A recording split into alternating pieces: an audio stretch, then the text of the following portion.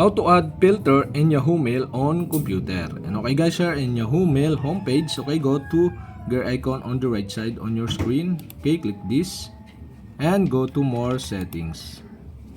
And more settings on left side, okay, go to filter. And filter, you can see here the add new filter button. Okay, to add the filter or add new filter, okay, click this. And now you can add the filter name. So for my example, Chad, and set a rule. Okay, you can click the arrow down and select on this option. So for my example, I set into contains and type a filter value. So for my example is 300, and you can set the to CC. So okay, and you can set a subject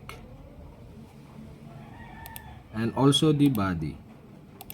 But okay, in this example I set only the set rules. And okay guys, you can choose a folder to move to, so you can select a folder. For example, I save into trust, or you can create a folder name, so Chad.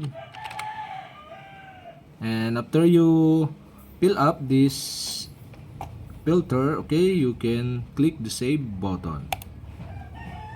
And that's it. Okay, you have successfully add filter on Yahoo Mail in computer. And after that, okay, go back to inbox by clicking the back to inbox button on the upper left side on your screen to save. And that's it. Okay, you have successfully add filter in Yahoo Mail on computer.